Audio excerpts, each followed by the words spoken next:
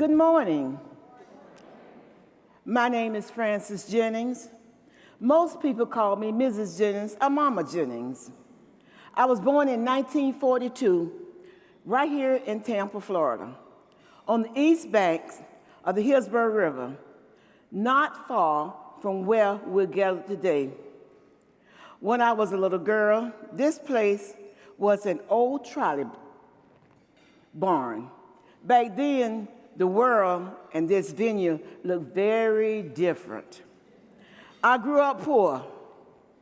We didn't have a bathroom inside our house. Every night, we used a tin tub to bathe. We didn't own a car. We walked everywhere. But even then, I learned something that has always stayed with me my whole life. Little acts of kindness add up. When people show up for one another, even in small ways, it matters.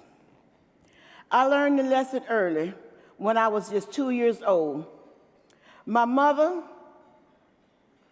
died, saving my sister and I in a house fire. The landlords who owned the house we were renting took us in and raised us as their own. They didn't have to, but they did. And I think that's when I first understood how powerful love and kindness really are. I met my husband, Edward, at church when I was 18 years old. We both sang in the choir. He had a sweet voice. I'll tell you the truth, I didn't think much of him at first. I thought he was a little bit too country for me. But the more I got to know him, the more I saw his heart. He was kind, gentle, and a real gentleman. We married at church and built a life together, raising 2 sons and a daughter. Taking a few family trips, we mostly created memories at our home. He worked long, odd hours as a longshoreman, and I kept things running at home. I was a disciplinarian. Tough love, I'll admit, but I loved those kids fiercely. And truth be told, I watched over most of the kids in the neighborhood too. I became a nurse because I wanted to help people. I was the first person in my family to attend college. I wanted to make a difference. For 20 wonderful years, I did. But then one day, while going on a house call, I was in a terrible car accident.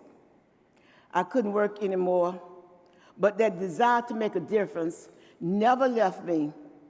I poured my heart into volunteering at my alma mater, Howard W. Blake High School, and organized a meal delivery system for single parents and older neighbors without transportation. Without words, I've had to learn him in a whole new way. Today, it looks very different from my husband and myself. Edward has dementia. He's had strokes. He's a double amputee due to diabetes.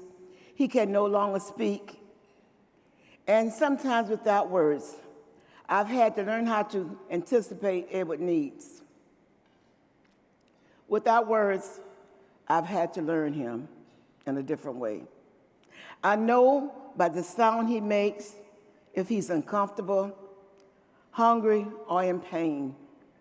I know what the different cries are, as if a mother with a new baby know their baby's different cries, and I listen closely and pay attention and respond with love.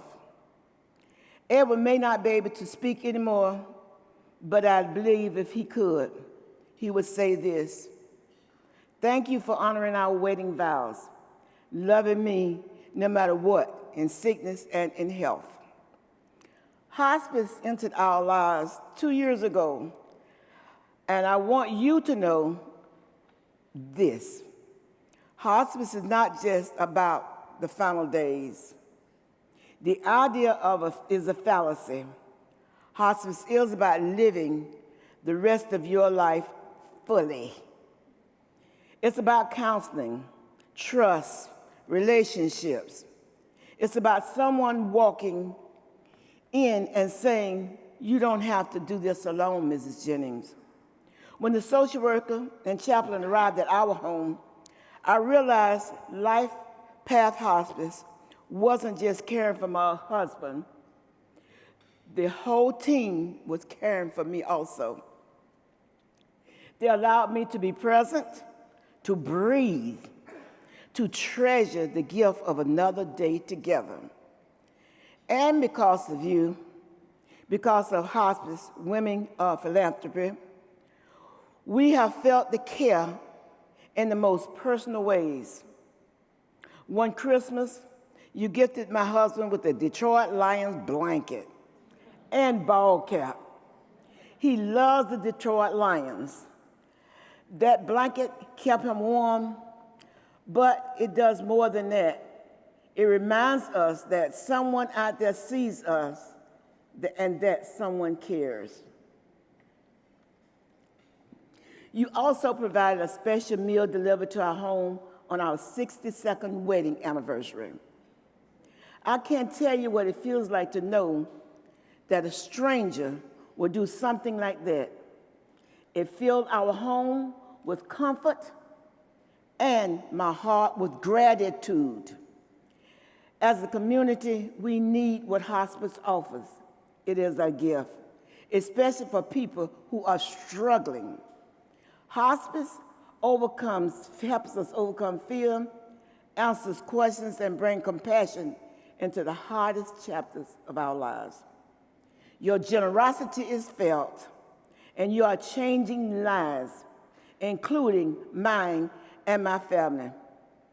From my heart and from my husband, even though he can't say it himself, I say thank you, thank you, thank you.